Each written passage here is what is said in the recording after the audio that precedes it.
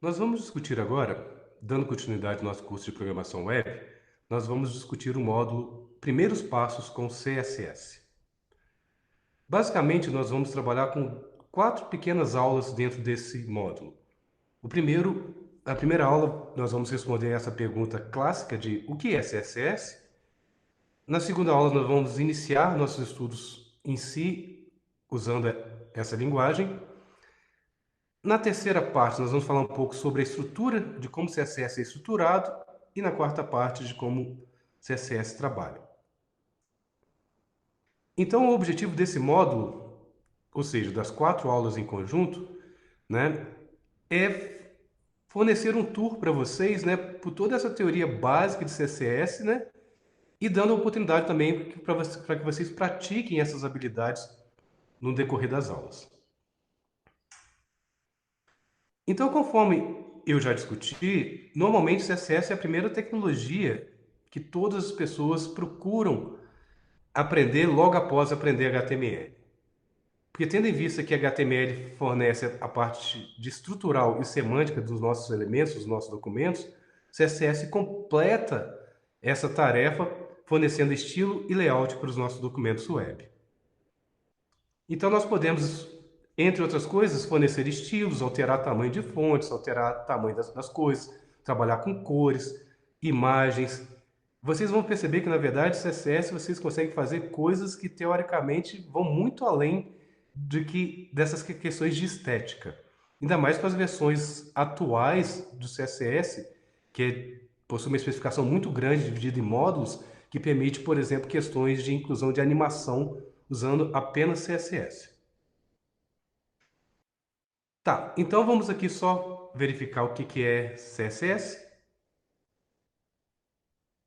Então, o objetivo básico dessa aula pequena aqui é explicar o que é CSS e apresentar alguns termos principais, alguns termos chaves presentes na linguagem. Então, a primeira consideração que eu acho que é importante nós temos é que quando você faz um documento HTML, mesmo que você não inclua CSS nesse documento, mesmo que você não inclua regras de estilo para os elementos do seu documento, mesmo assim os seus navegadores web conseguem renderizar, criam o DOM e renderizam visualmente o documento web dentro do viewport, que é aquela parte visível dentro do seu navegador web. Por que isso é possível? Isso é possível porque os navegadores web, eles implementam internamente alguns estilos, algumas regras de estilo CSS básicas para os elementos HTML presentes na especificação HTML. É por isso que quando você tem um elemento estrutural, por exemplo, uma lista não ordenada ou uma lista ordenada, praticamente todos os navegadores web renderizam aquilo com bullets, com bolinhas em cada um dos itens da minha lista. Mas por que eles transformam uma lista em bullets, nesses itens de lista? Porque os navegadores web internamente possuem implementação de estilos padrão para todos os meus elementos HTML. Quando nós escrevemos nossos próprios estilos, o que nós estamos fazendo é sobrescrevendo os estilos escritos pelos meus navegadores web. Então, quando o navegador web renderiza um documento web e aplica os seus estilos, você tem uma saída, um output da sua página teoricamente consistente entre navegadores web, conforme vocês podem ver nesse exemplo. Esse é um texto, um documento HTML, onde eu coloquei alguns elementos para fornecer estrutura e semântica, e observe que alguns elementos a fonte é exibido maior, alguns elementos aqui, tipo, eu tenho o item 1 e o item 2 que estão dentro de uma lista, eu tenho aqui um elemento de título um pouco menor do que o elemento de título principal, um link ele é renderizado com um sublinhado, para que eu possa clicar, e coisa do tipo. Tudo isso aqui são estilos defaults que são implementados pelos navegadores web, que são aplicados dentro do seu documento, caso você não defina uma folha de estilo em particular sobrescrevendo esses estilos default. Mas para que serve CSS? Né? Então, o CSS é a linguagem que fornece, que especifica como os nossos documentos web vão aparecer para o nosso usuário final, que vai indicar qual que é o layout e a estética desses meus elementos que foram definidos estruturalmente e semanticamente via HTML. Então, nós já vimos que um documento web, ele nada mais é do que um arquivo de texto estruturado, com marcações, e o que o CSS normalmente faz, ele tem como target essas marcações, ou seja, ele é objetivo, ele tem como alvo chegar nessas marcações, que permite eu pegar qualquer elemento em particular dentro do meu documento e estilizar esse elemento. Eu posso pegar objetivar, ter como alvo um elemento em particular dentro do meu documento, ou uma classe de elementos dentro do meu documento, conforme nós vamos ver daqui a pouco. E é importante também vocês terem em mente, né, que o CSS ele é utilizado na prática para você ter como alvo para estilizar documentos com marcação HTML. Mas HTML é apenas uma das possíveis linguagens de marcação. Existem outras linguagens de marcação, como por exemplo SVG e XML. Então, teoricamente, nós poderíamos usar a mesma estratégia de CSS para fazer objetivar, ter como alvo elementos que não necessariamente sejam HTML. Apenas uma observação aqui é que nós vamos trabalhar muito com isso, principalmente quando formos trabalhar na programação back-end, em back-end development, porque existe um conceito dentro do protocolo HTTP chamado User Agents. De maneira assim, no dia a dia do cotidiano, sem precisão dos termos, normalmente nós usamos o User Agent como sinônimo de navegador web. Isso é muito comum, eu mesmo vou falar isso diversas vezes aqui. Mas lembre que User Agent é um conceito mais amplo, não apenas um navegador web. É, de alguma forma, de qualquer software em computador que possa representar um usuário dentro do seu sistema.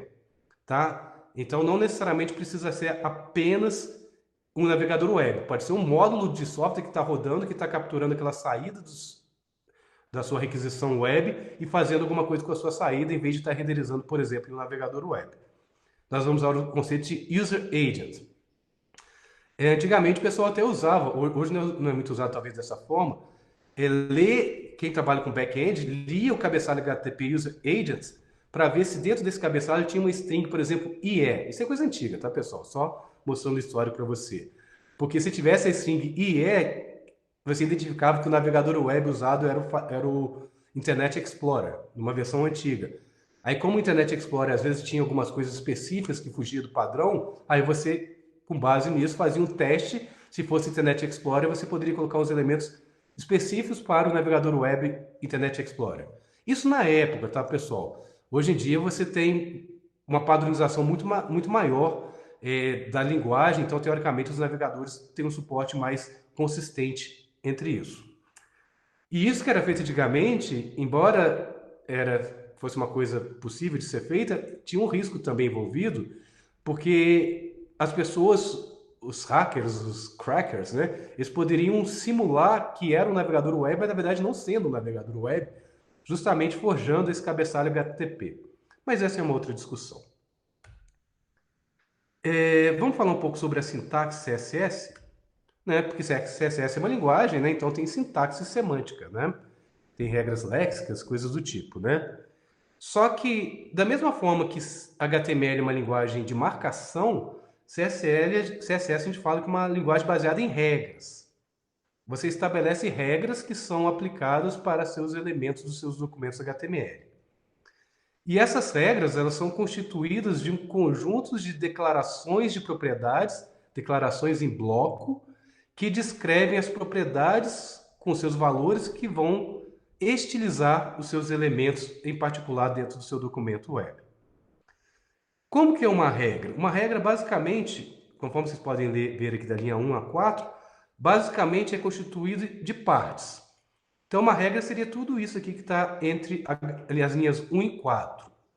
Uma regra, a gente vai ver que ela é constituída por um seletor. Seletor é esse elemento H1 que indica qual elemento ou elementos do seu documento que você quer ter como alvo para poder fornecer um estilo. Depois de um seletor, você inicia um bloco, abre chaves na linha 1 e fecha chaves na linha 4. O seu bloco ele tem um conjunto de declarações de propriedades e valores. No meu caso aqui, eu tenho duas propriedades. Propriedades seriam as variáveis. Se você pensar em orientação a objetos, seriam essas variáveis de instância. Tá? Então, para o meu seletor H1, eu tenho duas definições de propriedades. Uma chamada color, cujo valor é vermelho, e uma propriedade chamada tamanho da fonte, cujo tamanho é 5EM. Nós vamos ver que EM é uma unidade relativa de tamanho dentro do CSS. Então, se eu aplicar essa regra aqui a um documento HTML, e esse documento HTML tiver um elemento de título H1, o que vai acontecer é que esse elemento de título H1 vai ter um tamanho maior e vai ser colorido de vermelho. Então, conforme eu expliquei aqui, uma regra ela é aberta com um seletor. No meu caso aqui é o meu H1. O que o seletor faz? Seleciona o elemento HTML que você quer estilizar.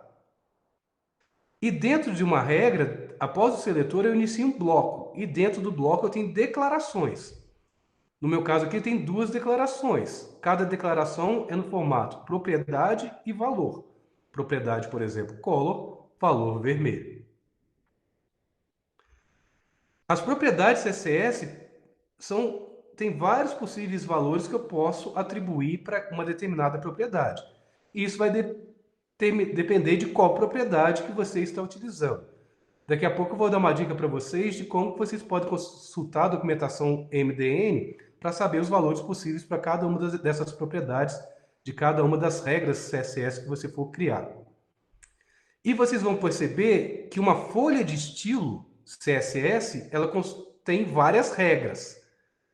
Então, uma folha de estilo vai poder ter várias regras que são escritas uma após outra, bloco após bloco. No meu caso aqui, eu estou com duas regras. Eu estou com uma regra para o seletor H1, na linha entre as linhas 1 e 4, e uma regra para o seletor P, entre as linhas 6 e 8. No meu caso aqui, eu estou dizendo que todos os parágrafos do meu documento web que tiver associado a essa folha de estilo terão como fonte de cor preta. Conforme eu disse para vocês, é só uma dica aqui. Se você quiser saber quais os valores possíveis para você usar dentro de uma propriedade, talvez essa dica seja bem legal. Basta você colocar, por exemplo, no Google, você digita MDN e o nome da sua característica CSS, da sua propriedade CSS, por exemplo. Por exemplo, se você definir MDN Color, você vai cair no primeiro link de resultado do Google lá, vai ser um link para a página de documentação da propriedade Color dentro do sítio eletrônico do Mozilla Developer Network, que nós estamos usando como referência nesse curso. Aí você vai conseguir testar lá, vai ter vários exemplos de todos os valores possíveis que você pode utilizar. Um outro exemplo, eu quero saber que valores eu posso usar, que tipo de unidades eu posso usar em font size. Eu posso usar porcentagem, posso usar pixels, posso usar EM, vai estar tudo discutido dentro da documentação. Aqui eu passei um link para vocês, aqui é o link da referência CSS. O MDN mantém uma página que serve de referência para todas as propriedades presentes dentro da especificação CSS e com exemplos de uso. Vou falar um pouco então sobre a especificação. Nós estamos falando de CSS, CSS é uma linguagem. A linguagem ela segue uma especificação. Isso é algo comum, basicamente, em qualquer linguagem de programação hoje em dia. Se você pega Java, por exemplo, Java, a linguagem resultado, ela é definida em especificações, né? Aí você tem várias especificações. Você tem especificações sobre a API de Java para fazer mapeamento objeto relacional. Aí está no documento PDF que indica isso. CSS é a mesma coisa, JavaScript é a mesma coisa. Existe um padrão JavaScript que chama ECMAScript, que é a especificação que determina as regras da linguagem JavaScript que são seguidas. Aí eu tenho ECMAScript de 2016, ECMAScript de 2017. São documentos PDF que determinam a especificação da linguagem. CSS não é diferente. CSS você possui uma especificação que é dividida em módulos, em partes, são documentos separados. Qual que é a vantagem de você fazer uma especificação em módulos, né? Que você não demora muitos anos para liberar novas versões da especificação. Os seus módulos podem, teoricamente, seguir, né, ser evoluídos de forma independente de um módulo do outro, com grupos de trabalho distintos, otimizando assim para que as especificações evoluam de forma mais rápida.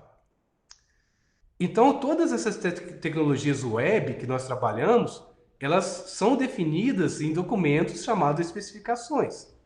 HTML é assim, CSS, JavaScript, Java, qualquer linguagem basicamente hoje que você for pegar nos dias atuais, né? E quem que desenvolve essas especificações, né? São organizações normalmente sem fins lucrativos, né, que têm interesse no desenvolvimento da especificação. As empresas que implementam os navegadores web, por exemplo, implementam os servidores web, implementam as linguagens de programação, todos têm interesses. E também pessoas da sociedade. Qualquer pessoa pode se candidatar a fazer parte de um grupo de trabalho de uma especificação, né? Então, nós temos organizações que, teoricamente, definem especificações dentro do mundo da área de engenharia de software, por exemplo. Uma muito comum, uma organização dessa é a OMG, Object Management Group, né, que define, por exemplo, a especificação UML.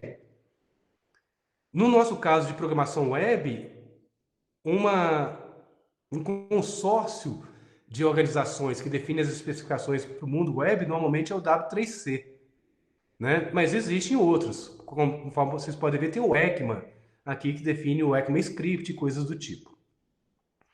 Então, o CSS não é diferente das outras linguagens, né? Ela é desenvolvida por um grupo dentro de um consórcio, que é o W3C, e esse grupo chama Grupo de Trabalho CSS. Quem que participa do grupo de trabalho CSS que define o futuro da linguagem? Né? São os representantes dos fabricantes dos navegadores web, né? E de empresas que têm interesse na evolução da especificação CSS, né? E esse grupo de trabalho CSS também desenvolve e especifica as novas funcionalidades que vão estar presentes na linguagem no futuro. Uma coisa importante, isso é importante mesmo, isso é algo que vem muito também da comunidade Java, né? Uma das principais características da linguagem Java é que sempre que você tenta lançar uma nova versão, um dos requisitos que é implementado é tentar não quebrar compatibilidade com o código feito até então. Ou seja, se eu quiser utilizar um código de Java 2 no Java 14, eu consigo. Mesma coisa aqui no CSS. Se você pegou um site que foi construído lá no início do ano 2000, mesmo que tivesse pouquíssimo suporte CSS na época, se você rodar hoje no navegador, teoricamente você consegue. Por quê? Porque um dos requisitos de quando você vai evoluir a especificação CSS é que você não quebre compatibilidade com sites feitos antes dessa nova especificação. Uma outra dica aqui, é importante você entender que existe uma especificação que dita as normas da linguagem e regras. Mas o público-alvo das especificações não são as pessoas que querem aprender tecnologia, né? Especificações são documentos burocráticos, né? Normalmente lidos para as pessoas que trabalham com implementação de navegadores web, pessoas que trabalham com implementação de servidores web. Normalmente são pessoas que estão envolvidas com a implementação desses softwares básicos. Mas é interessante vocês darem uma lida, uma vasculhada, uma passada de olho nas especificações. Mas para estudar mesmo, se for para aprender algo da linguagem, eu não recomendo por especificação. É melhor você pegar um tutorial, um livro, ou até mesmo essa documentação de referência que nós estamos usando do Mozilla Developer Network. Tá, então conforme eu disse para vocês, né, a especificação CSS é dividida em módulos, né, em partes menores. E nesse link aqui você tem exemplo também de como você pode chegar nesses módulos da especificação. Por exemplo, eu tenho um módulo aqui só para trabalhar com coisas de fundo, plano de fundo e bordas dos meus elementos. Então, todas as propriedades e valores poderem ser aplicados em bordas e planos de fundo dos nossos elementos estão dentro de um módulo da especificação CSS chamado CSS Backgrounds and Borders. E dentro da página que eu mostrei para vocês, que vocês conseguem chegar digitando no Google nome de uma propriedade MDN ou MDN nome de uma propriedade, aqui está um exemplo de uma delas. Eu digitei lá MDN Backgrounds. Eu caio nessa página aqui. E nessa página vocês podem ver, eu posso clicar em qualquer uma dessas opções aqui e na direita eu tenho um preview. Aqui são exemplos de uso de como eu posso utilizar determinada propriedade. Estou dizendo que essa imagem de fundo está centralizada, etc, etc, etc. Nós vamos estudar a sintaxe dessas questões aqui, inclusive quando eu posso chamar funções, No meu caso aqui eu tenho valor de uma função retornado para o valor de uma propriedade. Nós vamos estudar isso em detalhes na sequência desse curso. Vamos falar um pouco sobre suporte em navegadores, né? Porque lembrando, né, porque nós temos um mercado competitivo de navegadores web. E o que acontece é que normalmente as especificações elas são desenvolvidas antes, né, que as funcionalidades previstas nas especificações sejam implementadas dentro dos navegadores web. Então, quando é lançada uma especificação aprovada, existe um tempo ainda que os navegadores implementam essas especificações, né? É lógico, as especificações são abertas, então antes mesmo da publicação final, os navegadores já começam a implementar. Aí fica aquela batalha de quem vai ser o primeiro navegador web que vai ser totalmente compatível com uma especificação. Tá? É por isso que, às vezes, quando você está utilizando uma funcionalidade que ela é muito particular, muito recente, está em estágio draft, por exemplo, ainda, de rascunho, nem todos os navegadores web vão suportar. Para isso, é importante você começar a entender de consultar alguma documentação para ver o suporte a uma determinada característica CSS por todos os navegadores no mercado hoje em dia. Então, verificar esse status é importante. Se você estiver na página do MDN, né, naquela página de propriedades que eu acabei de mostrar para vocês, que você cai, lá no final dela, no rodapé, sempre tem lá para todas as propriedades uma lista de navegadores web e as versões desses navegadores, onde essas propriedades elas são suportadas ou não. Vocês podem ver aqui que a propriedade Font Family ela é suportada por todos os navegadores web. Em verde aqui é Full Support. O vermelho é sem suporte. Essa propriedade System User Interface aqui, ela não é suportada no Firefox Internet Explorer, por exemplo. Um outro site que vocês podem usar para verificar esse suporte, eu já apresentei para vocês, serve tanto para HTML, como para CSS, como para JavaScript, é o caniuse.com, que é esse site aqui. Vocês podem colocar qualquer propriedade que vocês querem aqui. No meu caso aqui, eu coloquei a propriedade Font Family. E te fornece uma lista de todos os navegadores. Se está verdinho, você está no bom sinal. Quer dizer que você tem essa compatibilidade para essa versão de navegador. Tá, vamos iniciar um pouco agora com os primeiros passos mesmo com o CSS, né? Então, a primeira coisa que nós temos que aprender é como que eu associo um documento HTML com a minha folha de estilo CSS. Nós vimos já basicamente que nós temos três formas, né? Eu posso ter o meu estilo interno para o meu documento todo, eu posso colocar estilos em um elemento em particular dentro do meu documento HTML, ou eu posso ter o recomendável, que é você ter uma folha de estilo separado do seu documento HTML. Aí você vai dentro do elemento head HTML, você tem um elemento chamado link, com os atributos rel e href, que você coloca qual que é a associação do seu documento HTML com CSS, que é o rel, a relationship, e você também tem o atributo href, que dá o endereço relativo ou absoluto para aquela sua folha de estilo.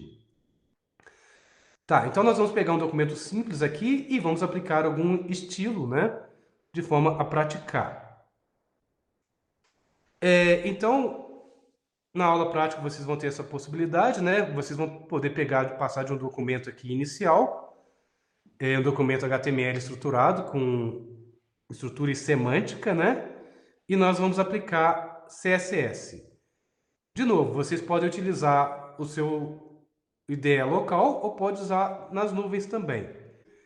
Só para vocês verem aqui como funciona, no caso aqui, o CodePen, né? Que é aquele editor online, onde você pode fazer testes rápidos com o seu de HTML. Se você tiver uma conta, você pode inclusive compartilhar o link com outras pessoas para elas acessarem. É uma forma de você publicar rapidamente seus documentos. Observe que eu tenho aqui HTML, CSS, JavaScript. A gente não vai trabalhar com JavaScript, você pode minimizar isso aqui se vocês quiserem. Né? E a própria aplicação CodePen, ele já fornece o head para você e a tag body. Você coloca aqui justamente o que está dentro da tag body. Então eu só copiei esse conteúdo do slide aqui, menos o head, o doctype, só o que está entre a linha 9 e a linha 20, né? E coloquei aqui. E vocês podem ver à direita aqui, vocês têm um preview de como está ficando. Então repare que aqui eu tenho um documento HTML sem estilo.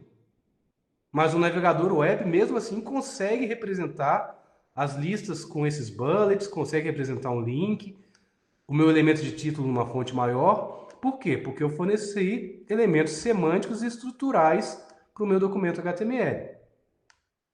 No meu caso aqui, agora eu posso só colocar minhas regras CSS aqui para poder ir estilizando caso eu queira. Então, se alguém quiser, junto com a aula, quiser sozinho aí já ir, quiser trabalhando com isso aqui, pode fazer também, sinta-se à vontade. Se for trabalhar local, eu chamei para mandar, talvez, salvar como index.html, uma pasta na sua máquina, abrir no Visual Studio Code e poder executar. Então, conforme eu mostrei, se você abriu no Visual Studio Code e mandou executar com Live Server, você tem essa saída, estilos default, no meu caso do Safari, sendo aplicados aqui no meu documento HTML. E conforme eu mostrei para vocês, eu estou testando aqui no CodePen também. Justamente esse mesmo exemplo eu quero colocar como base para poder falar sobre estilos. Tá, então vamos começar a adicionar alguns CSS aqui, começando bem do básico mesmo, né? Nós vimos que nós temos três formas de associar documentos HTML com CSS, mas nós vamos trabalhar aqui com essa associação externa, caso você esteja no IDE local, ou caso esteja no CodePen, você não precisa fazer a associação, porque lá você não tem acesso ao elemento head. É feito automaticamente a associação para você. Tá, mas se você estiver fazendo em um visual, do Visual Studio Code, no editor ou um documento local, lembre que você tem que colocar esse elemento link como filho do elemento head do seu documento, e esse elemento link, ele tem dois atributos. O rel, que indica qual que é o relacionamento do seu documento com o documento que você quer associar nesse link. No meu caso, o meu relacionamento é que o meu documento associado é uma folha de estilo, e você coloca no href qual que é o endereço absoluto relativo para a sua folha de estilo, que normalmente tem a extensão .css, tá? A minha folha de estilo CSS, styles.css, se você estiver trabalhando localmente, né, vai ser associada. Se você estiver trabalhando no CodePen, você pode, por exemplo, só digitar o seu estilo. Lembrando que uma regra de uma folha de estilo é o seletor, no meu caso H1, abre chaves, fecha chaves na linha 3, e um par, propriedade valor. No meu caso aqui, color red. Vou fazer só esse teste aqui, né? Então eu posso colocar um estilo aqui, eu começo com o seletor, coloco o meu seletor, inicio um bloco de declarações, que eu posso ter vários aqui, coloco a minha propriedade, dois pontos, o valor que eu quero minha propriedade, ponto e vírgula. Observe que aqui na direita eu já consegui colocar o H1, esse elemento de título, como alvo da minha regra CSS e já consegui aplicar um estilo a este elemento HTML. Tá, se você estiver executando local, você vai ter que ter essa saída. E se você tiver no CodePen, essa saída. Repare que o layout aqui dos slides é um pouco diferente, mas isso vocês podem mudar aqui, né? Eu acho que em Change View, né? Vocês podem escolher qual que é o layout que você quer. Eu gosto de deixar à esquerda aqui, porque eu acho que fica mais espaço para o seu editor. Mas fique à vontade, né? Vocês podem usar de outra forma, caso vocês prefiram. Tá, então essa é uma primeira introdução. Então nós já vimos como que associar CSS, folhas de estilo com o meu documento HTML. Vamos começar a fazer mais algumas coisas, né? Se eu quiser, por exemplo, ter como alvo todos os parágrafos, eu posso usar essa regra, por exemplo, que está como exemplo aqui, onde eu estou transformando todos os meus parágrafos para a cor verde. Então, repare que aqui eu tenho vários parágrafos. Eu tenho um parágrafo aqui, né? E tem um outro parágrafo aqui. Eu posso falar que a fonte desse parágrafo eu quero como verde. Então, eu coloco um outro seletor, color, dois pontos, green. Observe que meus dois parágrafos ficaram verde automaticamente. Existe uma possibilidade de eu indicar, ter como alvo na mesma regra vários seletores. Basta eu separar eles por vírgula. No meu caso aqui, eu estou dizendo que tanto o parágrafo quanto os itens de uma lista devem ser verde. Tanto o parágrafo quanto os itens de uma lista devem ser verdes. Basicamente é isso que eu estou dizendo. Tá, então, conforme eu acabei de demonstrar lá, a gente pode digitar isso aqui no CodePen e você vai ter a saída na mesma hora. Então, vamos falar um pouco sobre o comportamento padrão dos meus elementos, né? Lembrando que a gente pode mudar isso aqui, porque o comportamento padrão é aquele que é estilizado pelos meus navegadores web, caso eu não aplique nenhum estilo. E nós vimos que, por default, os navegadores web, eles estilizam os elementos de título, por exemplo, esse aqui, I am a level 1 heading, elemento de título, né? Isso aqui fica numa fonte maior, né? A gente viu que itens fica com essas bolinhas aqui, mas lembrando, isso é estilo.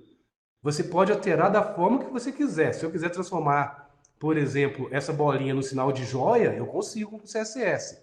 Se eu quiser tirar esses bullets, eu consigo com o CSS. Né? A gente usa o CSS justamente para fornecer todos esses estilos. Aqui um exemplo aqui, ó. Olha só. Esse listStyleType, quando eu coloco none como valor para essa propriedade, eu tiro as bolinhas, né? Vou até colocar aqui, ó. Se eu fizer aqui, ele listStyleType. Observe a bolinha aqui, né? Vamos ver se está funcionando aqui. Observe que tirei as bolinhas, estilizei a minha lista não ordenada no meu caso, né? De novo, são, eu não sei se são milhares, mas são muitas e muitas propriedades e respectivos valores presentes na linguagem, né? Deve ser tipo API, né? Você começa a decorar aquelas que você começa a usar com mais frequência. Mas em algum momento, se você precisar de uma referência, vai no Google, digita o nome da propriedade, MDN, que você vai cair na página de referência com vários exemplos de uso para essas propriedades. Então, um outro exemplo aqui, eu nem vou comentar lá, repare então que eu posso mudar. Repare que aqui eu estou usando o valor square, que é quadrado em inglês, justamente para poder mudar o ícone usado para cada um dos itens da minha lista. No meu caso aqui eu estou usando quadrado.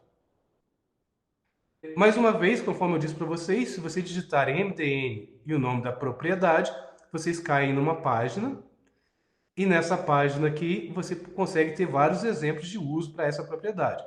Aqui estou selecionando, por exemplo, circle, né? Mostrando que eu quero uma bolinha, no caso com fundo branco aqui. Moçada, eu já fiz alguns testes no site do MDN e eu vejo que algumas das propriedades lá ainda não estão, o preview não está funcionando direitinho não. Né? Eu imagino que eles estejam em constante atualização dessa documentação, então nem necessariamente todos os exemplos lá irão funcionar. Só mostrando para vocês aqui que o Visual Studio Code ele já vem integrado com a documentação MDN de referência. Vocês podem olhar, se vocês estiverem no Visual Studio Code, quando você tem a função de autocomplete, né, que auxilia a autocompletar o seu código aqui, e observe quando eu dou list hífen, aparece já para mim as propriedades presentes dentro da linguagem CSS que eu posso utilizar. E olha lá à direita, da onde que ele está tirando essa lista de propriedades? Da documentação referência MDE. Um outro exemplo aqui, na hora que eu estou trabalhando com o elemento LI aqui, que eu estou abrindo o elemento LI, que é o item de uma lista, repare que eu tenho a documentação e essa documentação vem lá da documentação oficial da Mozilla. Às vezes você quer ter como alvo no seu documento HTML não apenas um elemento em particular ou todos os elementos. Às vezes você quer um subconjunto dos seus elementos. Para isso você tem o conceito de classe. Qual que é a ideia? Eu posso ter vários elementos dentro do meu documento HTML, os quais eu coloco um atributo chamado class e dou um valor para esse atributo. No meu caso aqui eu chamei de special, né? Então, dentro da minha lista, do meu segundo item da lista, eu marquei ele com um atributo chamado class com valor especial. O que isso significa? Significa que a partir do minha folha de estilo eu consigo ter como alvo esse elemento em especial da linha 3. Como? Precedendo o nome da minha classe com um ponto. Então, a minha folha de estilo, na minha regra, fica ponto especial. O que eu estou dizendo?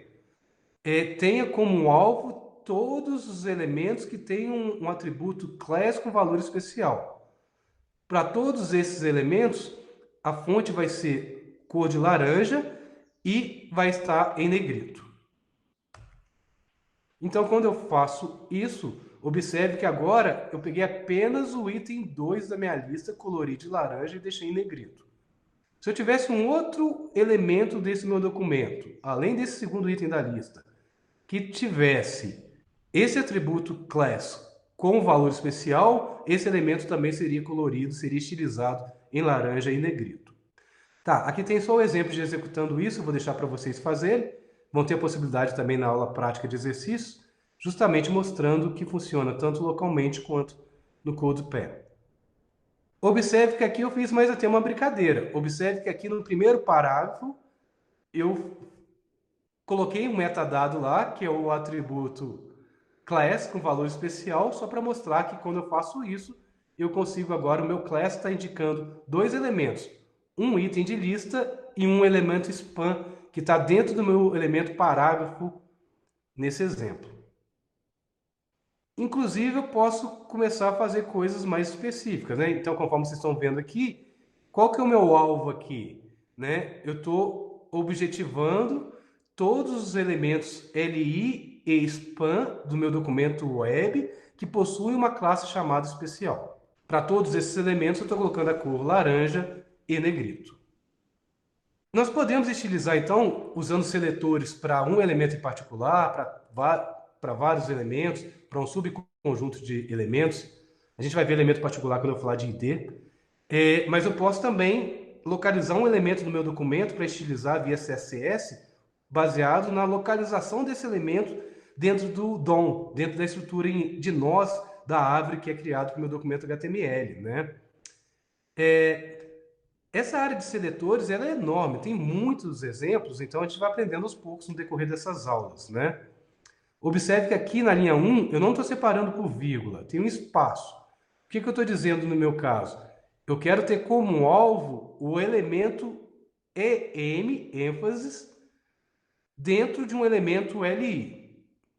Então, um elemento EM que esteja dentro de um elemento LI vai ter como cor de sua fonte uma cor basicamente roxa. Isso aqui é chamado combinador descendente, se não me engano, esse seletor. Repare que não é vírgula, eu não estou dizendo todos os LIs e EM, estou dizendo o EM dentro de um LI. Por exemplo, se eu olhar no nosso documento lá, no meu caso aqui, eu peguei no item 3. Vamos ver se eu tenho esse exemplo aqui. Esse meu item 3 aqui, repare que eu tenho um EM. Então, aquela minha regra lá, ela está pegando o elemento EM dentro de um elemento LI. Então, ele está pegando essa palavra 3 aqui e está deixando ela em roxo, conforme vocês podem ver. Mesmo exemplo aqui no CodePen. Vocês vão poder testar também, lembrando que esses slides estão disponíveis para vocês.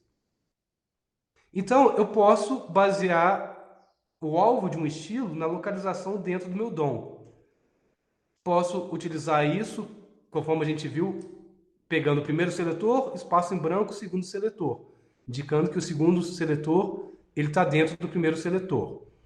Eu posso usar também o tal de mais. Mais significa adjacente. Então, eu não estou falando que é algo que está dentro de outro. Algo que está no mesmo nível no DOM. Então, o que eu estou dizendo aqui? Pegue o primeiro parágrafo que esteja dentro do mesmo nível do elemento de título H1 e esse parágrafo ele vai ter um tamanho de fonte de 200%. Então, repare que o primeiro parágrafo aqui ele ficou maior. É o primeiro parágrafo no mesmo nível de um H1. Deixa eu ver se eu consigo mostrar para vocês. Vamos ver se isso aqui procede. Então, o H1, eu estou nesse nível aqui, peguei o primeiro parágrafo que esteja no mesmo nível. Repare que eu não peguei um parágrafo que está aninhado dentro de um elemento H1 ou coisa do tipo, né? Eu peguei um parágrafo que está no mesmo nível do H1, no meu caso, o meu DOM. E esse meu primeiro parágrafo, parágrafo adjacente ao meu elemento H1, eu deixei ele maior, que foi justamente conforme vocês podem ver aqui na saída. Então a gente vai ver que existem diversas regrinhas e maneiras de você objetivar os seus elementos HTML a partir de regras CSS.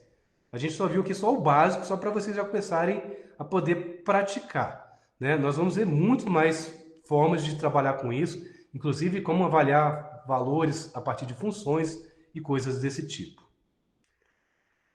Tá, então nós sabemos como estilizar um subconjunto de elementos, como estilizar todos os elementos a partir de um seletor. Nós sabemos como estilizar baseado na posição de um elemento dentro do DOM. E tem um exemplo simples aqui que mostra como que a gente pode estilizar alguns elementos com base no estado deles. O exemplo clássico é o elemento anchor, que é o link, né? Porque às vezes o link tem estados, né? Já foi pressionado, não foi pressionado. Você está passando over, né? Passando o mouse em cima do link. Então, com base nesses estados, você pode dar estilos diferentes. É por isso que quando seu navegador web, quando você clica no link, normalmente aquele link fica numa cor diferente do que a cor tradicional quando você acessa pela primeira vez e não tem nenhum cache no seu navegador, né? Então, nós podemos usar coisas desse tipo também. Por exemplo, aqui, eu estou dizendo que um link no seu estado default, né, que é o estado link, ele vai ter a cor rosa. Mas se eu clicar nesse link pelo menos alguma vez, a cor dele vai ser mudada para verde. Né? Posso fazer o estilo. Qual que é a regra? Né? Qual que é o seletor? Nome do seu target, do seu seletor, dois pontos, nome do estado. Um outro exemplo de estado aqui. Estou dizendo que quando eu passar com o mouse por um link da minha página, esse link não vai ter mais o sublinhado, vai perder aquela decoração. Mas só cuidado, tá? Que na hora que vocês forem fazer esses estilos, né? Porque às vezes você está querendo fazer os estilos, né? Mas você tem que lembrar que você tem que pensar na acessibilidade. Todo mundo já está acostumado que um sublinhado é link, né? A gente viu que o CSS, se eu quiser, eu posso tirar o sublinhado dos links. Eu posso, sem problema nenhum. Mas pense com calma se realmente compensa essa estratégia, né? Porque talvez você esteja, de certa forma, assim, prejudicando questões de acessibilidade quando vocês estão falando isso aí. E lembrando, né, que às vezes as pessoas acessam de várias formas, né? Às vezes não é estilo, não é tudo. Às vezes você está querendo falar colocando várias cores e tamanho, mas às vezes a pessoa está vendo aquilo lá por um leitor de tela, está ouvindo alguém narrar para ele. Aí nessa questão, talvez o tamanho e a cor, talvez não tenha importância. Com outras palavras, a gente tem que usar com estilos, mas também com certa moderação. E nós podemos fazer combinações de seletores, combinadores, né, coisas do tipo, né? Observe aqui, por exemplo, eu estou dizendo que eu posso colocar numa linha só de uma regra, 3 seletores, né? Aqui eu estou dizendo que eu estou pedindo para selecionar a linha 2 qualquer elemento span que esteja dentro de um elemento P que seja dentro de um artigo, o elemento article. Lembrando que aqui não é vírgula, né? Estou colocando espaço, estou colocando uma coisa dentro da outra, né? E na linha 5 eu estou colocando uma outra regra, né? Repare que a linha 4 explica essa regra, né? Mas eu acho que é mais fácil de entender, né? Estou pegando qualquer elemento P, que venha logo após, o elemento mais, no mesmo nível de hierarquia, né? Logo após um elemento de lista, que vem logo após o elemento H1. Repara que aqui é o combinador adjacente. Podemos, inclusive, fazer combinações, né? Olha na linha 1 aí como o meu seletor ficou um pouco mais complexos, né? Então, nesse caso aqui, eu estou pegando uma classe chamada especial, lá, ponto especial, por isso que eu sei uma classe, né? Que está dentro de um elemento P. E esse elemento P está logo após um H1, no mesmo nível hierárquico. E esse H1 está dentro do body do HTML. Então, esse elemento P específico com essa classe, eu estou mudando a cor da fonte para amarela, com fundo preto e com padding. O padding nós vamos aprender quando eu vou falar do box model.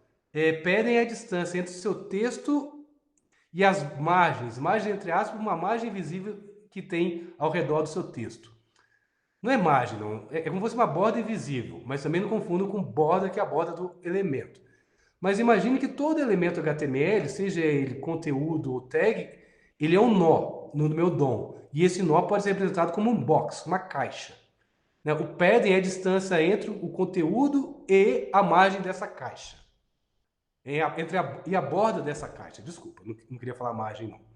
Mas esses detalhes vão ficar bem claros para vocês. Eles são importantíssimos para layout com CSS, seja ele Flexbox, Grid Layout, Floats. Independente da técnica CSS que você usa para layout, é importante vocês entenderem o conceito de box. E entendendo o conceito de box, vocês vão entender os conceitos de padding, de borda, de margem e vão conseguir entender melhor essas questões. Então, tem um momento que padding é a distância entre o conteúdo do seu texto e uma borda imaginária para esse elemento. Então, observe que no meu caso aqui, eu peguei então um elemento em particular com a classe especial dentro do meu H1 e coloquei de cor de fundo preto. Background color preto. E a minha cor amarela. E tem um padding. Padding é justamente a distância isso entre que está amarelo e essa borda preta aqui, ó. Isso é o padding. Isso é um box. Repare que esse meu elemento span aqui, ele é um box. Ele é o meu conteúdo textual, mas esse retângulo aqui, né, que está com fundo preto, ficou bem claro para vocês, para ver exatamente que ele é um box. E o padding é essa distância entre o amarelo e a borda do meu box.